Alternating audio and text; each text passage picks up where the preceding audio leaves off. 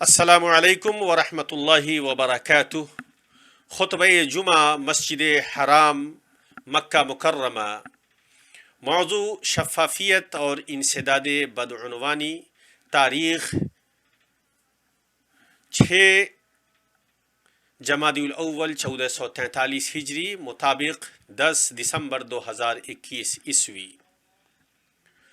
ہر طرح کی تعریف سارے جہانوں کے پروردگار کے لیے ہے، جس نے اصلاح کا حکم دیا اور اصلاح کرنے والوں کی تعریف کی، بگاڑ سے منع کیا اور بگاڑ پیدا کرنے والوں کی مذمت کی۔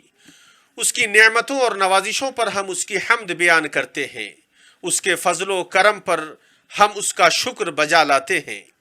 میں گواہی دیتا ہوں کہ اللہ کے علاوہ کوئی معبود برحق نہیں، وہ اکیلا ہے، اس کا کوئی شریک و ساجھی نہیں۔ میں گواہی دیتا ہوں کہ ہمارے نبی محمد اللہ کے بندہ اور اس کے رسول ہیں، وہ رسولوں کے سردار اور روشن چہرہ والوں کے قائد ہیں۔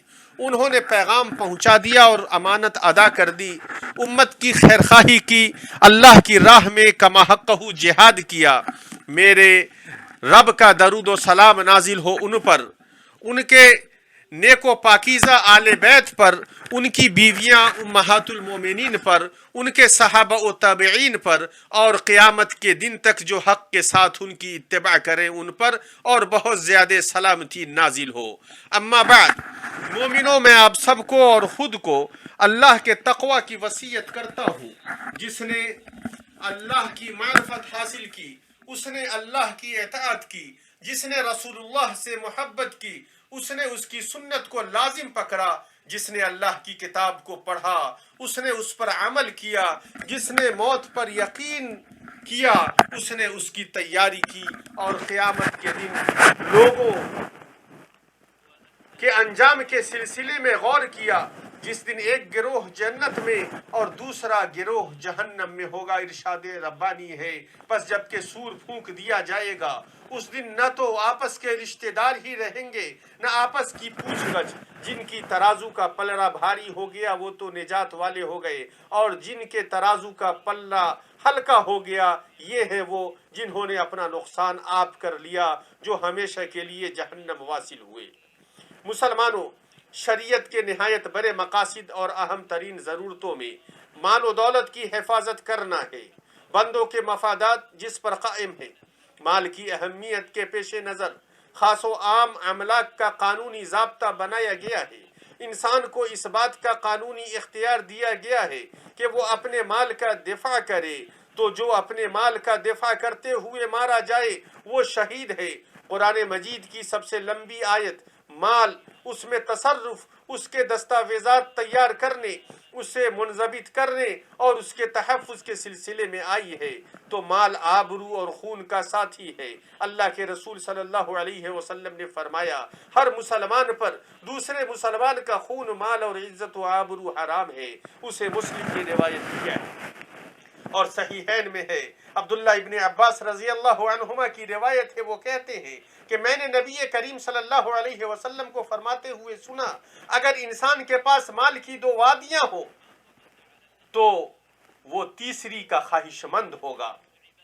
انسان کا پیٹ مٹی کے سوا اور کوئی چیز نہیں بھر سکتی، اور اللہ اس شخص کی توبہ قبول کرتا ہے جو سچے دل سے توبہ کرتا ہے۔ مال کی محبت اور اس کے حصول کے لیے کوشش کرنا بنی آدم کی فطرت میں ہے۔ تو ابن آدم بوڑھا ہو جاتا ہے لیکن اس کا دل مال کی محبت میں جوان ہی رہتا ہے، سوائے اس کے جس پر اس کا رب رحم کر دے اور اس کے دل میں بے نیازی ڈال دے۔ مال فتنہ ہے، اس کے ذریعے اللہ تعالیٰ اپنے بندے میں سے جسے چاہتا ہے آزماتا ہے۔ تو جس نے اچھے انداز سے اسے طلب کیا اور اس کی صحیح جگہ پر اسے خرچ کیا تو وہ کامیاب اور فائدہ مند رہا اور کامیاب و کامران ہوا۔ ایسی صورت میں مال اس کے لیے برکت و ثواب کا ذریعہ اور اس کے وارث کے لیے ذخیرہ غنیمت بنا۔ لیکن جس نے اپنا سب سے بڑا مقصد اسے بنا لیا تو حلال اس کے نزدیک وہی ہے جو اس کے قبضے میں آ گیا. اسے اس بات کی پرواہ نہیں ہوتی ہے کہ کہاں سے اسے کمایا، تو ایسا مال اس پر وبال بن جاتا ہے. اگر اس کے پاس باقی رہتا ہے تو اس میں برکت نہیں ہوتی، اگر اس سے صدقہ کرتا ہے تو قبول نہیں کیا جاتا، اس لیے کہ اللہ تعالیٰ پاک ہے اور پاک کو ہی قبول کرتا ہے. اگر وہ اسے اپنے پیچھے چھوڑتا ہے تو جہنم تک لے جانے والا توشہ بنتا ہے. یہ مال اس پر تو بوجھ ہوتا ہے اور اس کے ورثہ کے لیے غنیمت. اس فتنے کے سامنے ثابت قدم نہیں رہتا ہے مگر صادق و شفاف انسان، اس لیے کہ شفافیت دینداری اور صدق و امانت کی دلیل ہے. تو جس نے اپنے آپ کو پاک و صاف رکھا وہ گھٹیا لالچوں سے دور رہا اور اپنی کرامت و عزت کی حفاظت کی، اور اس نے اپنی بے نیازی اور رحمان کی خوشنودی کے اسباب کو اختیار کیا. ہمارے لیے رسول اللہ صلی اللہ علیہ وسلم میں اسوہ حسنہ ہے. آپ اپنے صحابہ کرام کی تربیت پاک دامنی اور ایمانداری پر کرتے تھے. صحیحین میں حکیم بن حزام رضی اللہ عنہ کی روایت ہے، وہ کہتے ہیں کہ میں نے رسول اللہ صلی اللہ علیہ وسلم سے کچھ مانگا، آپ صلی اللہ علیہ وسلم نے عطا فرمایا. میں نے پھر مانگا اور آپ صلی اللہ علیہ وسلم نے پھر عطا فرمایا. میں نے پھر مانگا اور آپ صلی اللہ علیہ وسلم نے پھر عطا فرمایا. اس کے بعد آپ صلی اللہ علیہ وسلم نے ارشاد فرمایا، اے حکیم، مال بہت سرسبز اور بہت ہی شیریں چیز ہے، لیکن جو شخص اسے اپنے دل کو سخی رکھتے ہوئے لیتا ہے تو اس کے مال میں برکت ہوتی ہے، اور جو لالچ کے ساتھ لیتا ہے تو اس کے مال میں کچھ بھی برکت نہیں ہوگی. اس کا حال اس شخص جیسا ہوگا جو کھاتا ہے لیکن آسودہ نہیں ہوتا. اوپر کا ہاتھ نیچے کے ہاتھ سے بہتر ہے. حکیم رضی اللہ عنہ کہتے ہیں تو میں نے کہا، اے اللہ کے رسول، اس ذات کی قسم جس نے آپ کو سچائی کے ساتھ مبعوث کیا ہے، اب اس کے بعد میں کسی سے کوئی چیز نہیں لوں گا تاکہ اس دنیا ہی سے میں جدا ہو جاؤں. پھر حکیم بن حزام رضی اللہ عنہ رسول اللہ صلی اللہ علیہ وسلم کے بعد کسی سے بھی کوئی چیز لینے سے ہمیشہ انکار ہی کرتے رہے، یہاں تک کہ وفات پا گئے رضی اللہ عنہ و ارضاہ. تو مسلمان جس قدر پاکی و صفائی کے اخلاق سے مزین ہوتا ہے، اس کے دل میں ورع و قناعت پھیلتی پھولتی رہتی ہے، وہ صدق و امانت سے متصف ہوتا ہے، تو وہ اپنے رب کی محبت کو پا لیتا ہے اور اس ذات باری کی خوشنودی حاصل کرنے میں کامیاب ہو جاتا ہے. امام ماوردی رحمہ اللہ نے کہا ہے، معزز نفس محفوظ رہنا چاہتا ہے، شفافیت کا خیال رکھتا ہے، جس قدر برداشت کر سکتا ہے وہ اتنا نقصان برداشت کر لیتا ہے، جس قدر طاقت ہوتی ہے وہ اس قدر سختی کو جھیل لیتا ہے، اور وہ برداشت کرتا رہتا ہے اور بچا رہتا ہے. مومنوں، جب لوگ شفافیت کے اخلاق سے عاری ہو جاتے ہیں تو معاشرے میں کرپشن آ جاتا ہے، امانتیں ضائع کر دی جاتی ہیں اور مال ہڑپ کر لیے جاتے ہیں. کرپشن صدق و امانت پر قائم اخلاقی اقدار کو تباہ و برباد کر دیتا ہے اور کذب و خیانت کو پھیلاتا ہے. کرپشن شخصی مفادات کو فیصلوں پر حاوی بناتا ہے تو منصوبے ناکام ہو جاتے ہیں، پیداوار کمزور ہو جاتی ہے اور عام خدمات کا معیار گرتا چلا جاتا ہے. کرپشن گھناؤنی عصبیت کو مضبوط کرتا ہے، خواہ وہ مذہبی ہو یا قبائلی یا گروہی. اے اللہ کے بندو، کرپشن لا علاج بیماری ہے.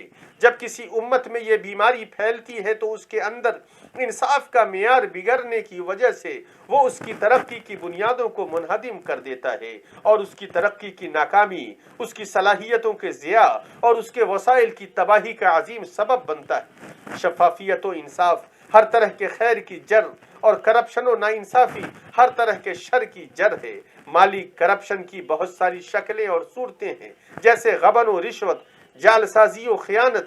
تو جس کے دل میں خیانت رچ بس جائے وہ کرپشن کی بقیہ شکلوں میں بھی ملوث ہو جاتا ہے. رشوت کرپشن کے سب سے سنگین دروازوں میں سے ہے، یہ کبیرہ گناہوں میں سے ہے، خواہ اس کا نام نذرانہ رکھ دیا جائے یا ہدیہ.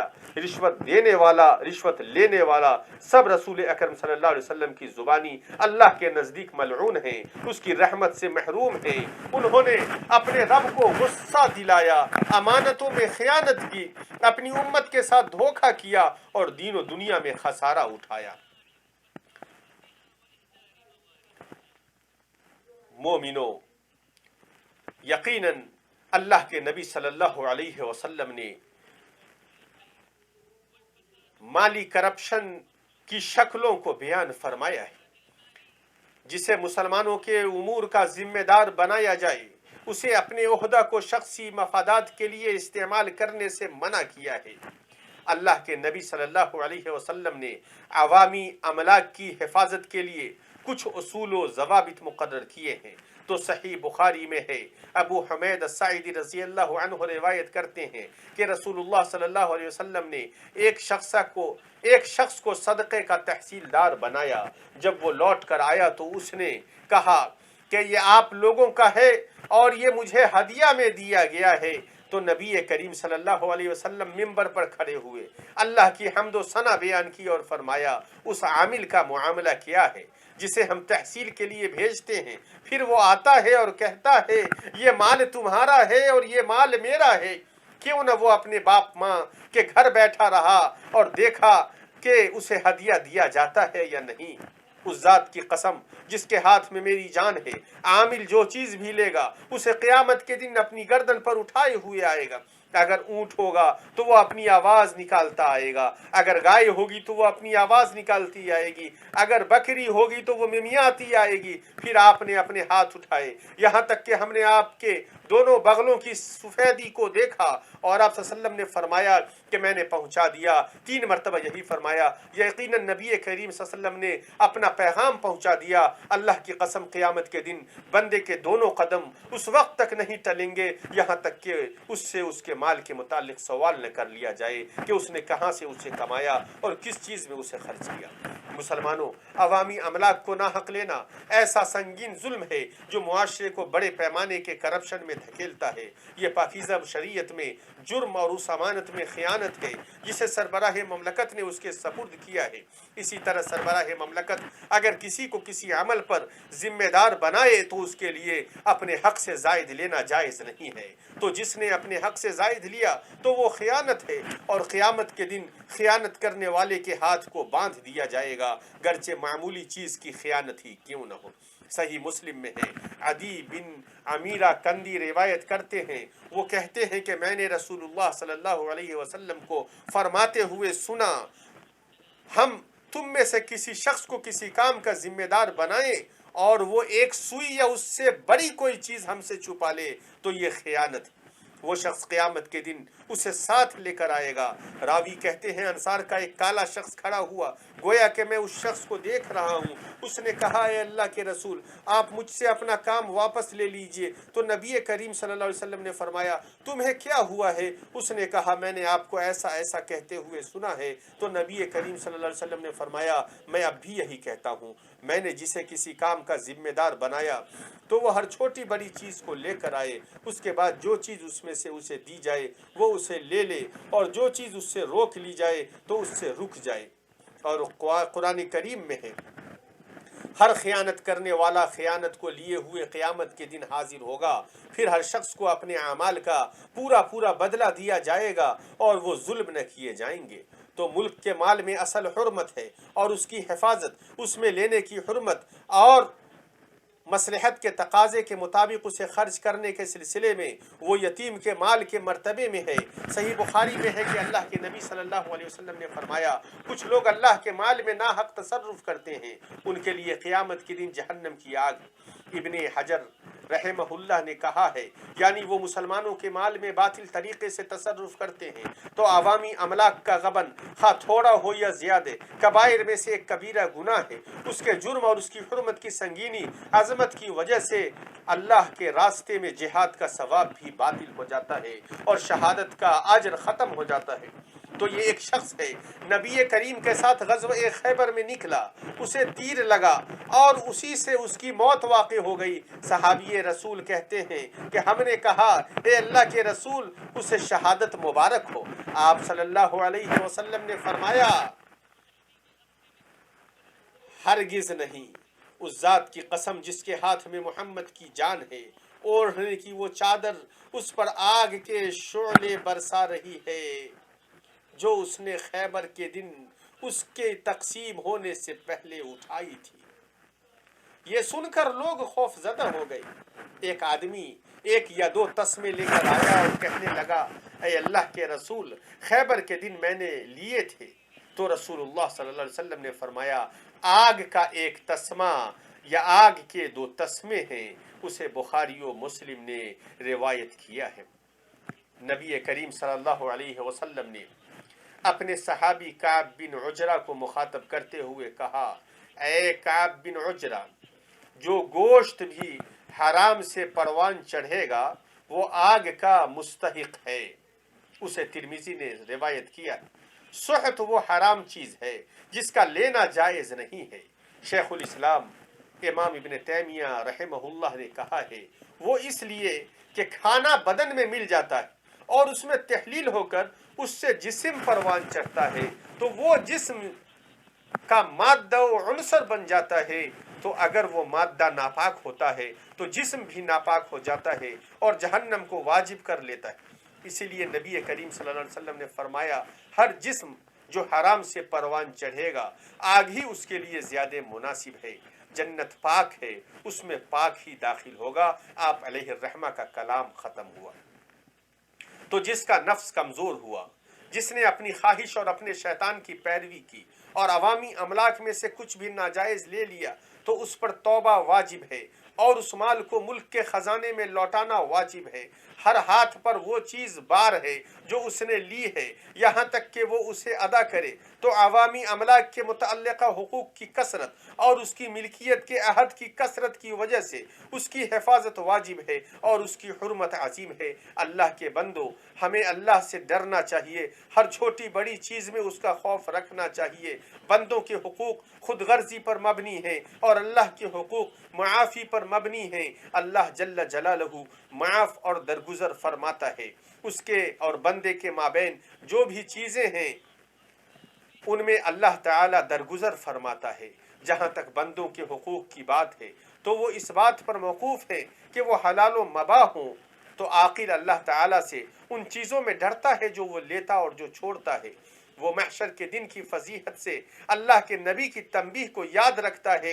خوشخبری ہے اس کے لیے جس نے اپنی امانت کی حفاظت کی، جس کا کھانا پینا پاک ہوا، جس نے اچھا برتاؤ کیا، اپنی بات میں سچا ہوا، لوگ اس کے شر سے محفوظ رہیں، اس لیے کہ مسلمان وہ ہے جس کی زبان اور ہاتھ سے دوسرے مسلمان محفوظ رہیں۔ ارشاد ربانی ہے، مرغوب چیزوں کی محبت لوگوں کے لیے مزین کر دی گئی ہے، جیسے عورتیں اور بیٹے اور سونے اور چاندی کے جمع کیے ہوئے خزانے اور نشاندار گھوڑے اور چوپائے اور کھیتی۔ یہ دنیا کی زندگی کا سامان ہے اور لوٹنے کا اچھا ٹھکانہ تو اللہ تعالی ہی کے پاس ہے۔ آپ کہہ دیجئے، میں تمہیں اس سے بہت ہی بہتر چیز بتاؤں۔ تقوی والوں کے لیے ان کے رب تعالی کے پاس جنتیں ہیں جن کے نیچے نہریں بہہ رہی ہیں، جن میں وہ ہمیشہ رہیں گے، اور پاکیزہ بیویاں ہیں اور اللہ تعالی کی رضامندی ہے۔ سب بندے اللہ تعالی کی نگاہ میں ہیں۔ اللہ تعالیٰ مجھے اور آپ کو قرآن و سنت میں برکت عطا فرمائے، مجھے اور آپ کو ان دونوں میں جو آیتیں اور حکمتیں ہیں ان سے فائدہ پہنچائے۔ میں اپنی یہ باتیں کہتا ہوں اللہ تعالیٰ سے اپنے لیے اور آپ سب کے لیے ہر طرح کے گناہ و خطا سے مغفرت طلب کرتا ہوں۔ اسی سے مغفرت طلب کرو، یقیناً وہ بہت زیادہ مغفرت کرنے والا ہے۔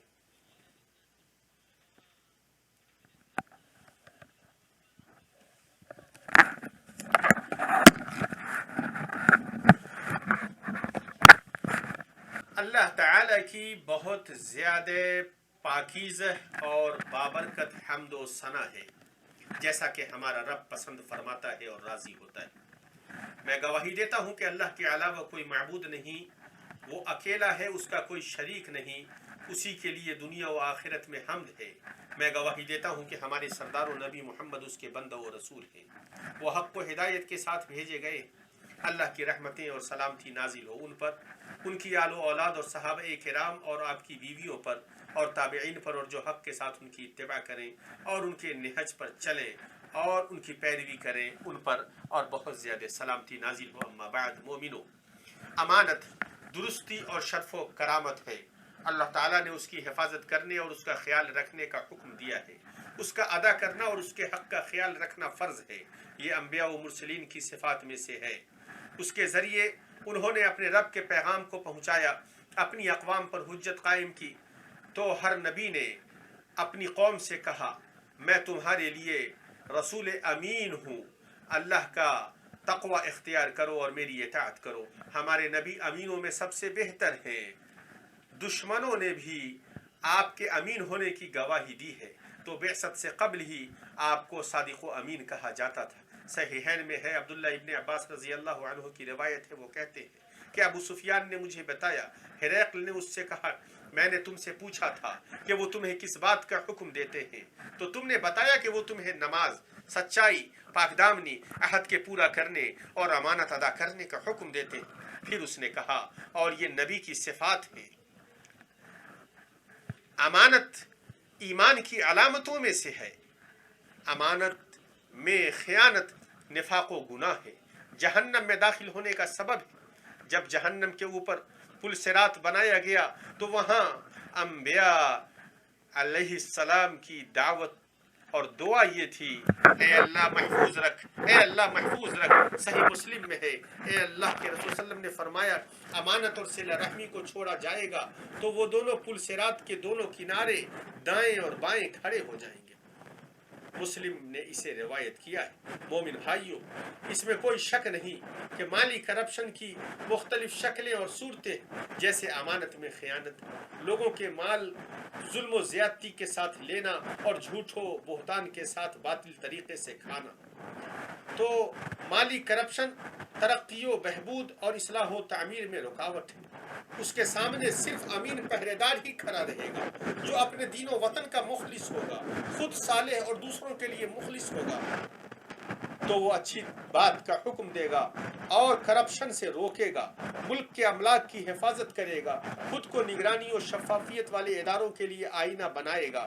تو جسے قرآن کی وعید نہیں ڈرائے گی اسے بادشاہ کا درہ روکے گا۔ اللہ تعالیٰ بادشاہ کے ذریعے اسے روکتا ہے جسے قرآن کے ذریعے نہیں روکتا۔ ہماری مبارک شریعت نے نگرانی کو ایک ذمہ داری قرار دی ہے، وہ فرد پر بھی اسی طرح عائد ہوتی ہے جس طرح جماعت پر عائد ہوتی ہے۔ اللہ تعالیٰ نے فرمایا مومن مرد و عورت آپس میں ایک دوسرے کے مددگار و معاون اور دوست ہیں، وہ بھلائیوں کا حکم دیتے ہیں اور برائیوں سے روکتے ہیں، نمازوں کو پابندی سے بجا لاتے ہیں، زکوٰۃ ادا کرتے ہیں اور اللہ کی اور اس کے رسول کی بات مانتے ہیں۔ یہی لوگ ہیں جن پر اللہ تعالیٰ بہت جلد رحم فرمائے گا، بے شک اللہ غلبے والا حکمت والا ہے۔ مومنو، ہمارے اوپر واجب ہے کہ ہم ملک کے ان اداروں کے ساتھ تعاون کریں جو کرپشن کے خاتمے کے لیے کام کر رہے ہیں۔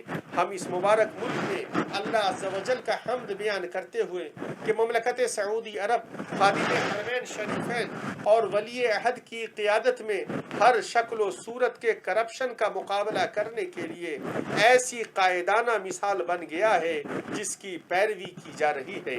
تو اے مومنو، تم اپنے ملک کی ترقی، اپنے رتبے کی بلندی اور دین و دنیا کی کامیابی کے لیے سربراہان مملکت کے ساتھ متحد ہو جاؤ۔ اللہ تعالیٰ نے فرمایا نیکی اور پرہیزگاری میں ایک دوسرے کی امداد کرتے رہو اور گناہ اور ظلم و زیادتی میں مدد نہ کرو اور اللہ تعالیٰ سے ڈرتے رہو، بے شک اللہ تعالیٰ سخت سزا دینے والا ہے۔ یہ اور اللہ آپ سب پر رحم فرمائے۔ درود و سلام بھیجو انسانیت کے سب سے بہتر و پاکیزہ انسان محمد ابن عبداللہ پر جو حوض و شفاعت والے ہیں۔ اللہ تعالیٰ نے تمہیں اس کا حکم دیا ہے، چنانچہ اپنی کتاب عزیز میں فرمایا اللہ تعالیٰ اور اس کے فرشتے اس نبی پر رحمت بھیجتے ہیں۔ اے ایمان والو، تم بھی ان پر درود بھیجو اور خوب سلام بھی بھیجتے رہا کرو۔ اے اللہ، درود و سلام نازل ہو محمد، ان کی بیویوں اور ان کی اولاد پر جیسا کہ تو نے درود نازل فرمایا آل ابراہیم پر، اور برکت نازل فرما محمد ان کی بیویوں اور ان کی اولاد پر جیسا کہ تو نے برکت نازل فرمائی آل ابراہیم پر۔ یقیناً تو نے قابل تعریف اور عظمت والا ہے۔ اے اللہ، تو راضی ہو جا خلفائے راشدین ابو بکر، عمر، عثمان اور علی اور تمام صحابہ و تابعین سے، قیامت کے دن تک جو حق کے ساتھ ان کی اطاعت کرے ان سے، اور اپنے عفو کرم اور سخاوت سے ہم سے۔ اے اللہ، تو اسلام اور مسلمانوں کو غلبہ عطا فرما۔ اے اللہ، ہر جگہ مسلمانوں کے احوال کی اصلاح فرما۔ اے اللہ، ہم تیرے فضل و احسان اور سخاوت و کرم سے تجھ سے مانگتے ہیں کہ تو بلاد حرمین کی ہر سوء و مکروہ سے حفاظت فرما۔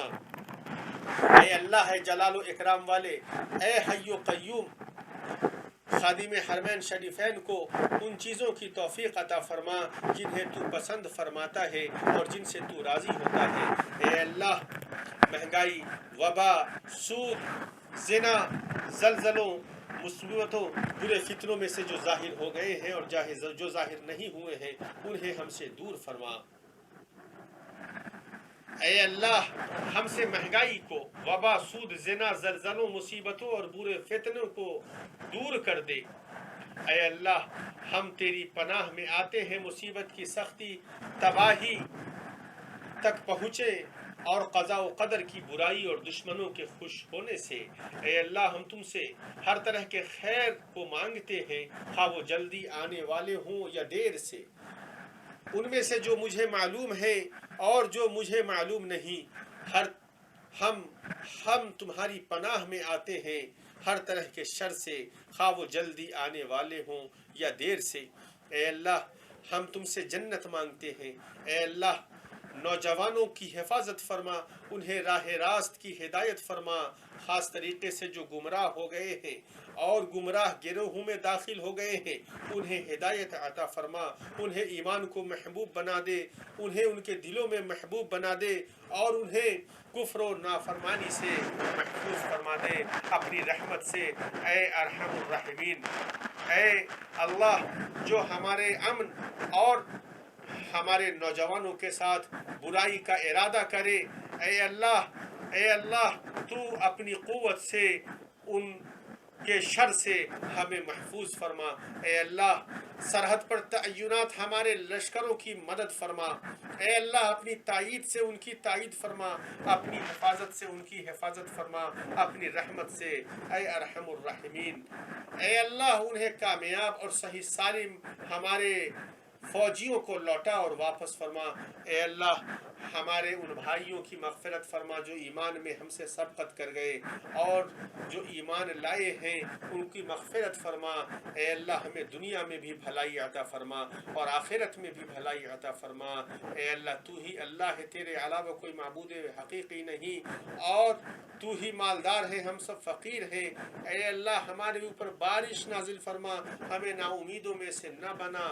اے اللہ ہم پر بارش نازل فرما، ہمارے اوپر بارش نازل فرما، ہمارے اوپر بارش نازل فرما، ہمیں سیراب کر دے، ہمارے بیچ بارش نازل فرما دے، ہمارے ملک کو سیراب کر دے، بارش سے ہمارے ملک کو نواز دے۔ اے ارحم الراحمین تیری ذات پاک ہے، اے رب ان چیزوں سے جو وہ بیان کرتے ہیں، اور سلامتی نازل ہو انبیاء و رسول علیہ السلام